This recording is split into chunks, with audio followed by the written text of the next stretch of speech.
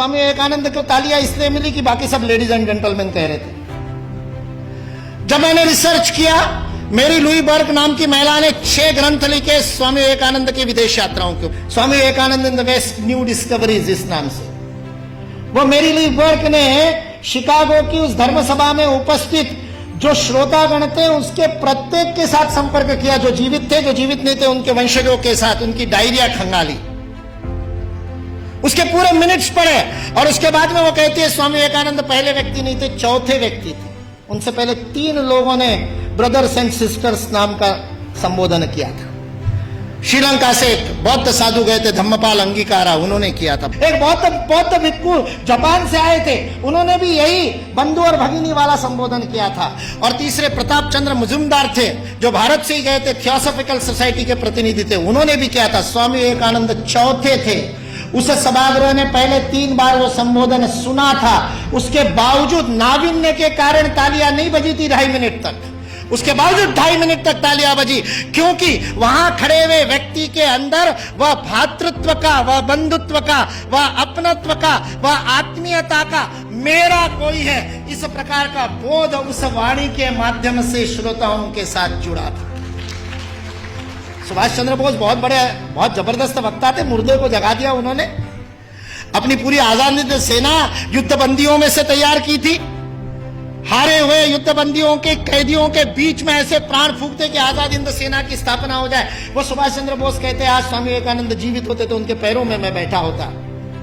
उस सुभाष चंद्र बोस को किसी ने पूछा कि स्वामी विवेकानंद के शब्दों का असर क्यों हुआ, तो उन्होंने अपनी वो कवित्वमय वक्तृता में कहा था, जो बात होठों से बोली जाती है होठों तक पहुंचती है, जो बात गले से बोली जाती है मेरे जैसे चिल्ला चिल्ला के वो गले तक पहुंचती है, कभी कभी गले उतर भी जाती है, लेकिन हृदय तक वही बात पहुंचती है जो हृदय से कही जाती है। और स्वामी विवेकानंद के शब्द हृदय से कहते हैं। सारा 1.5 महीने का अपमान विष का प्राशन करने के बाद ये शिव वहां खड़ा होकर के कल्याण के मंत्र बोलता है और अमेरिका निवासियों को बहनों और भाइयों कह करके बोलता है, जिन अमेरिका वासियों ने उसको खाने के लिए नहीं दिया था, दर दर की ठोकरें खाने पर मजबूर कर दिया था, यू ब्लैक गेट आउट कह करके जिसका हर दरवाजे पर स्वागत हुआ था, 1.5 महीने तक अपमान सहने के बाद उस अपमान के विष को पी करके भारत का हिंदुत्व का सच्चा प्रतिनिधि जिसने गर्व से कहो हिंदू है, उस दिन 11 सितंबर को पहली बार बोला था कि मैं गर्व से कहता हूं कि उस हिंदुत्व का मैं प्रतिनिधि हूं। बस स्वामी विवेकानंद सच्चे अर्थ में प्रतिनिधित्व करता है और उस पूरे सभागार को ही नहीं, पूरी अमेरिका को अपने भातृत्व बोध से बोधित करता है। ये भारतीय संस्कृति की वैश्विक अवदान है, वसुधैव कुटुंबकम का भाव है। हमारे यहां किसी भी सामूहिक गतिविधि का सर्वोच्च आदर्श परिवार है। यदि आप अपने संस्था में परिवार का भाव स्थापित नहीं कर सके तो उस संस्था का नेतृत्व करने का आपको अधिकार नहीं है। यह भारत का बोध है। मैं कहता हूं ये कुछ नहीं बिगाड़ सकते, ये विकृति फैलाने वाले कुछ नहीं बिगाड़ सकते, क्योंकि इस देश का समाज जीवंत समाज, और जो शरीर जीवंत होता है उसके नाक में धूल का कण जाता है तो छींक मार करके भगा देता है। भारत ने भी छींक मार दी तो भाग गए बेचारे, कहां जाएंगे। और आज जिस बात के ऊपर हंसते थे उन सारी बातों को स्वीकार करने के लिए विश्व मजबूर है, विवश है। एंगस मेडिसन नाम के एक अर्थशास्त्री को काम दिया गया सन 2000 में। जिस कालगणना की आप दोनों ने बात की, उस कालगणना में 1000 की गिनती बड़ी महत्वपूर्ण थी, क्योंकि बाइबल में लिख दिया कि 1000 वर्ष जब पूरे हो जाएंगे तो मिलेनियम पूरा होगा। और मिलेनियम का बाइबलिकल अर्थ है कि उस दिन वापस आएगा क्राइस्ट, और उसके बाद में सबका जजमेंट होगा और सबको कौन किसने पास में बैठेगा वो तय होगा, और जिसने नहीं माना होगा उन सबको जहन्नुम में भेज दिया जाएगा।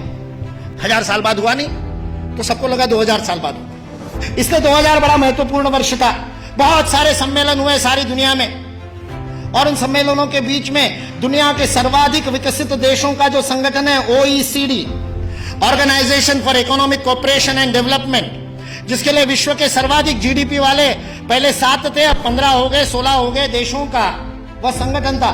उस OECD ने सन 2000 में एंगस मेडिसन नाम के अर्थशास्त्री को यह काम दिया कि वो विश्व का आर्थिक इतिहास लिखे।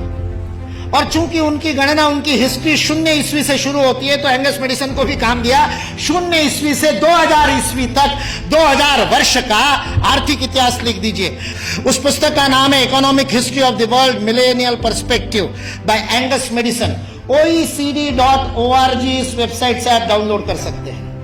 2000 वर्ष का आर्थिक इतिहास लिखा है एंगस मेडिसन ने। और वह एंगस मेडिसन कहता है कि पहले 1500 वर्ष 0 ईस्वी से लेकर के 1490 तक 99 तक सारे विश्व के जीडीपी में लगभग 2/3 66% योगदान देने वाला देश कोई था तो वो भारत देश था।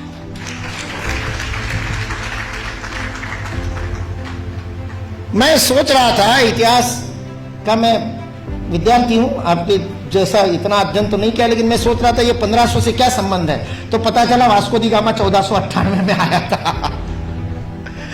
और मतलब उसने भारत को खोजा, ऐसा हम लोग भी लिखते हैं, तो उससे पहले कोई गुम हो गया होगा। जो गुम हुआ भारत था वो विश्व के 2/3 जीडीपी को प्रोड्यूस करने वाला, और केवल प्रोड्यूस करने वाला नहीं, विश्व को समृद्धि का अवदान देने वाला, वितरण करने वाला। विल ड्यूरांड अमेरिकन इतिहासकार है, 11 खंडों में उसने लिखी है हिस्ट्री ऑफ सिविलाइजेशन।